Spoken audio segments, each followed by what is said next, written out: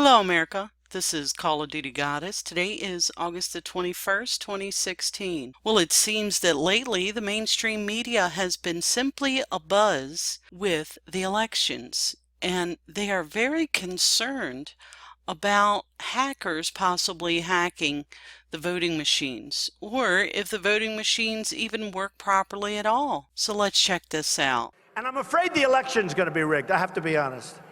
Because I think my side was rigged. Sometimes folks, if they lose, they start complaining that they got cheated. But I've never heard of somebody complaining about being cheated before the game was over. President Obama responding Thursday to Donald Trump's claim that the election could be rigged. While dismissing Trump's concerns, the president did say the federal government is ready to help local election officials if it turns out their voting machines are vulnerable to hackers. Well, it seems like our federal government, Obama Inc., is going to come to the rescue, but they are just staying on standby, according to CBS. I'm at an article from the New American titled, Obama Administration Plotting to Usurp Control Over Elections, and that was from August the 18th, 2016. Under the guise of providing increased security for critical infrastructure, the Obama administration is plotting to insert itself and the federal government into American elections process. While voting is constitutionally the responsibility of state and local officials, Obama's Homeland Security Jay Johnson pointed to the threat of cyber attacks to justify the latest proposed usurpation of power. Critics and experts, though, warned that the White House scheming may be a first step towards illegally nationalizing the electoral process, with all the dangers that would entail. Homeland Security boss Johnson, a leading luminary behind Obama's illegal amnesty plot, has said repeatedly in recent weeks that the Obama administration was thinking of issuing a decree declaring elections to be critical infrastructure in need of supposed federal oversight and protection. You never want a serious crisis to go to waste. And is it just me, or do you find it odd that the Supreme Court refused to rescue Obama's amnesty? That's according to WND, and that was a report from June 23rd, 2016. In a 9-word ruling Thursday, the U.S. Supreme Court refused to rescue Barack Obama's mass amnesty program, which would have given residency and other rights to millions of illegal aliens now in the United States.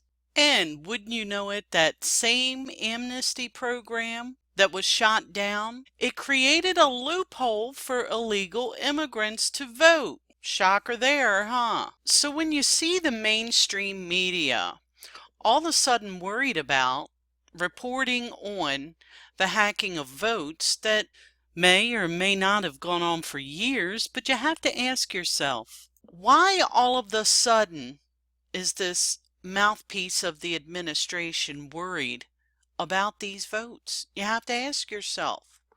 Well, let's find out why. The Conservative Review may just have that answer. I'm in an article titled Critical Infrastructure, and that's dated August 17th, 2016. Well, it turns out earlier this week, Jay Johnson had a phone call with some election officials from local agencies. An election official who was on that call, who has direct knowledge of Johnson's plan, told a reporter that Louisiana Secretary of State John Shedler asked Johnson whether he had any evidence of any credible threat to our election system. Johnson's answer was no. That confirms what another high-level source who attended a White House meeting last week said, that DHS officials admitted they had no evidence of any credible threat of a cyber attack, but designating the nation's election system as critical infrastructure under a post-9/11 federal statute may be a way for the administration to get Justice Department lawyers, the FBI, and DHS staff into polling places they would otherwise have no legal right to access, which would enable them to interfere with election administration procedures around the country. election cybersecurity right now.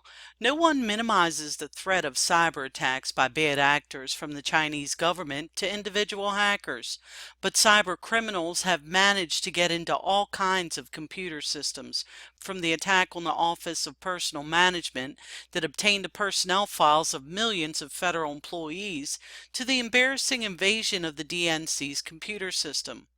But all of those computer systems have direct access to the internet, which provides the pathway in for hackers once they battle their way through security firewalls and defenses that are supposed to protect those systems. That's not the case with almost all of our voting and ballot counting processes. There is no central computer system running our national elections, and the computer ballots used to total votes are almost all standalone computers. By the way, the Pentagon has an entirely closed computer system without access to the internet in order to protect classified information. That's why states should entirely avoid any type of internet voting proposals, since then our election process would become highly vulnerable to cyber attack, as happened to Illinois' new online voter registration system recently. The same is true of the electronic voting touchscreen machines used in polling places in many jurisdictions. The vast majority of counties do not have those machines tied to a reporting system that runs through the internet. They don't keep their information in the cloud, as Louisiana Secretary of State Shedler told the reporter in a separate conversation recently about the cyber issue. Instead, they are standalone machines with a cartridge in the back that is removed at the end of the polling day and physically transported to the county elections department, where the cartridge is inserted into the standalone computer that totals up the votes. There's no question, as security experts have demonstrated, that the security on some of these individual electronic voting machines is poor, and that they may be subject to hacking if a hacker can get physical access to the machine. But these touch screens are kept in secure warehouses before Election Day and then are monitored by election officials when they are set up in polling sites. It would be difficult for a hacker to access a significant number of machines in any meaningful way, unless, of course, they work at the polling place. The point is that hackers do not have the ability to access either these individual machines or the ballot counting computers through internet portals, and they have even less of an ability to try to cyber attack the ballot scanners that are used in the vast majority of polling places. In a nutshell, our computer voting system can be hacked if the wrong person is working in the polling place. But there's even more chance of an attack if our elections are then federalized. They will then be all hooked to one system, and that system will allow for cyber attacks, because more than likely it will be internet based. So the question is, why is the DHS pushing this designation? After 9/11, Congress passed the Homeland Security Act of 2001, allowing the President or the Secretary of DHS to designate critical infrastructure that must be protected against attacks. In 2013, President Obama issued a revised presidential directive on critical infrastructure security and resilience. If Jay Johnson designates our election system as critical infrastructure, then according to this directive, the Justice Department is given the authority to investigate, disrupt, prosecute, and otherwise reduce threats to that infrastructure. DHS will coordinate the overall federal effort to promote the security and resilience of the infrastructure. Given the lack of a credible threat of a cyber attack, there could be another explanation for what DHS is doing, but designating election systems as critical infrastructure could grant Secretary Johnson, Department of Homeland Security officials, and officials at the Department of Justice access to any and every election and to any and every voting location they deem threatened. The government would be able to police the systems and could demand changes to be made to election and voting systems regardless of the views of local officials. DHS's actions could stem from the administration's frustration over the 2013 Shelby County decision by the U.S. Supreme Court, about which Attorney General Loretta Lynch has loudly complained, complaining it severely curtailed the ability of the DOJ to send official observers recruited by OPM to polling places. Those officials can only go where a court has given them authorization to be present.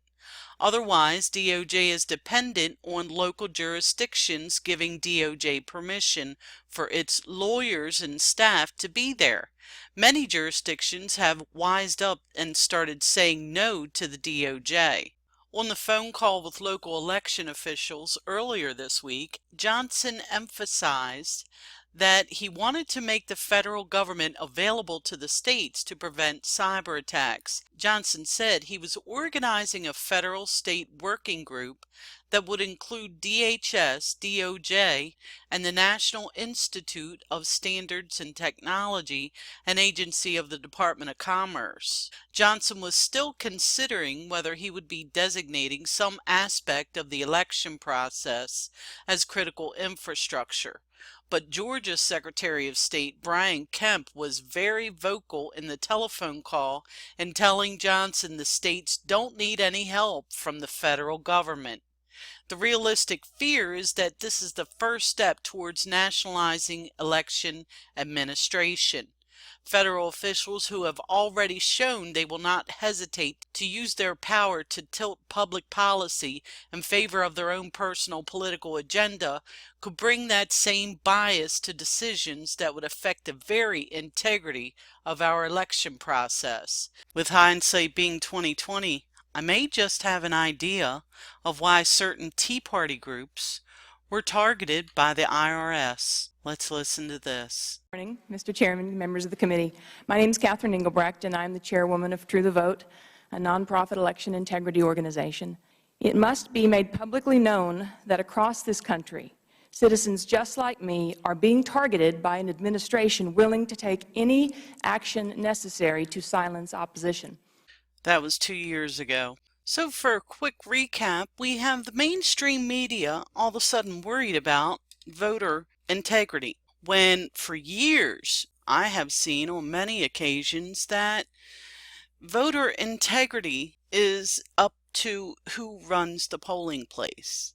And it seems that the Obama administration is trying very hard to bring illegal immigrants in to vote. We have a Tea Party group that is a True the Vote group that was particularly targeted in a very nasty way. Targeted so bad, she's part of a class action lawsuit, and a lot of things have came about from that.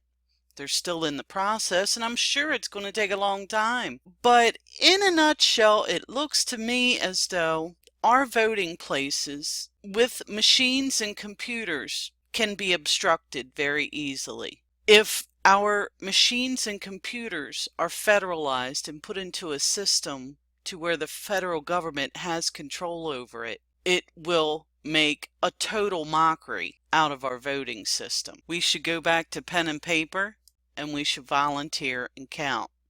And this should make you want to do that, because if Obama gets total control of the elections, if it is put into federal hands, just like Obamacare, we are screwed. So this should make you want to go out and volunteer and run for office in your local elections. Get into politics on a local level and make a difference. It's the only way that we're going to be able to fight this, is to get out on your local level. And it's my belief that this federalizing the election system, if they get away with this, is part and parcel of taking over our local elections, because that is the only way that we can fight them, and they need to take that away from us.